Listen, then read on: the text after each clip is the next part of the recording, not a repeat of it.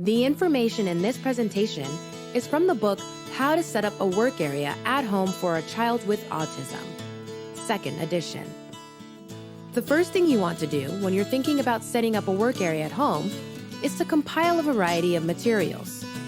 Some of the materials that you may need or that might come in handy are zipper baggies, markers, Velcro, cardstock paper, binders, clear packing tape, and self-laminating sheets. You also may need some paper, index cards, several clear containers with lids, and some kind of filing cabinet or some kind of large container to place your materials. The other thing you want to think about is using schedules. There are many types of schedules that can be used with individuals with autism to help them complete tasks. In fact, we know that schedules help all of us. For example, we use checklists, scheduled lunch breaks, to-do lists, and even scheduled days off. As adults, we use them to help us manage our daily activities. The strategies used by most adults can also benefit children with autism and related needs. Another thing you want to do is to make sure that you develop a method for tracking progress. When you're setting up work tasks, you definitely want to also set up a way to measure how well your child is doing at completing those tasks. If you like, you can download data sheets off of the internet. Sometimes, families choose to create data sheets using a document creating system. Now, when we think about data, we know there are different types of data.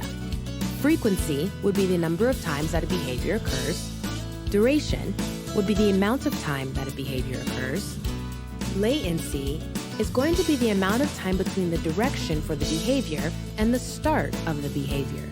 So that's the time between when you say put on your shoes and then that space in between where they actually put the shoes on. Percent would be the number of occurrences out of the number of opportunities. Intensity is going to be that physical force or the magnitude of the response. Time sampling is a recording of yes or no of the behavior during that sample of time.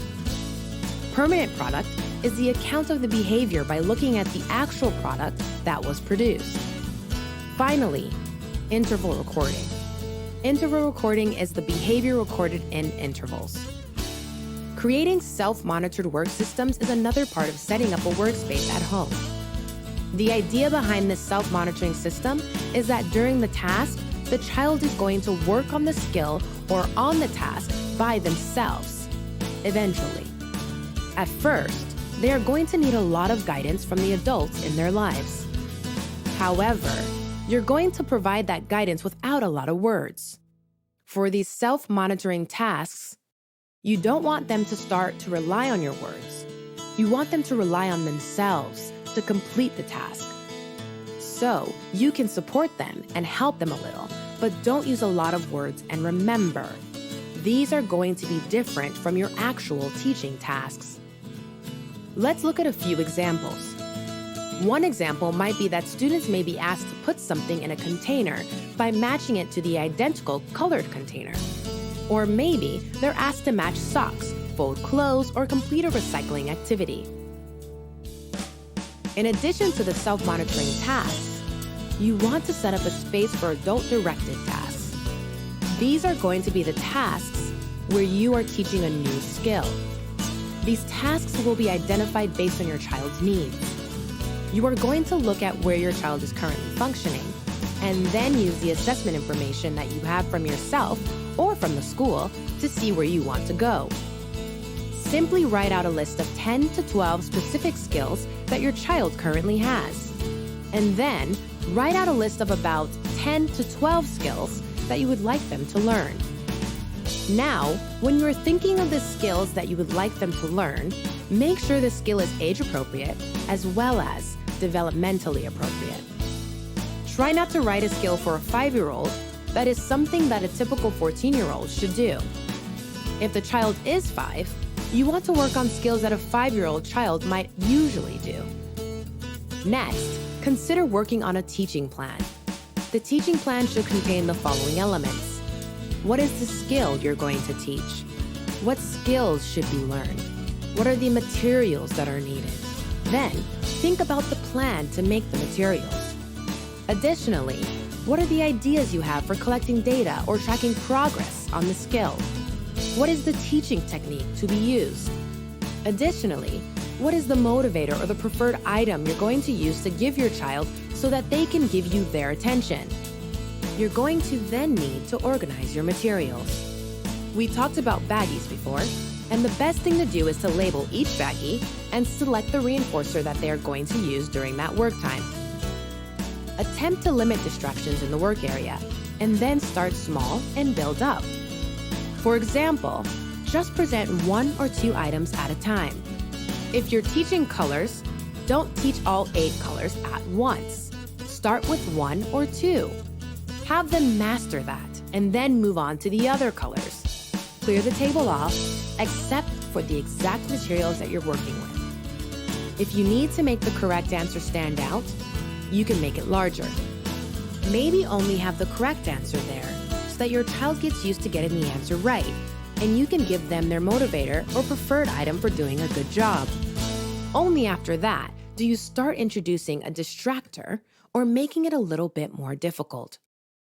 When you're setting up the workspace, you also have to think about setting up an additional place for teaching play skills. Play is not work, so make sure that it is fun and it feels a lot different than work time. If an activity is hard for a child to complete, try to figure out a way to help them interact in some way in that activity, even if it has to be modified. Next, you're going to teach self-help skills routinely and methodically. You want to make sure that you have a really good plan on how you're going to set up the self-help skills for your child. Find ways to get your child to respond to requests effectively. Think about ways you're going to help your child to get the answer correct. Most times, in a school setting, the classroom teacher might give the request and then give the request again. But then, on the third trial, they will actually help the child follow through on the requests. This way, you're not saying the same thing over and over and over. Using this method on the third trial, the child is actually getting the help. And we know we also have to make transitions easier for our children. Some ways to do that would be to prepare individuals for the transitions ahead of time, use visuals to help support the transition, and to use reassuring words to help students understand that transitions can be okay. And so, there you have it. Some ideas for setting up home instruction for students with autism and related special needs. If you would like more information, please check out autismclassroom.com.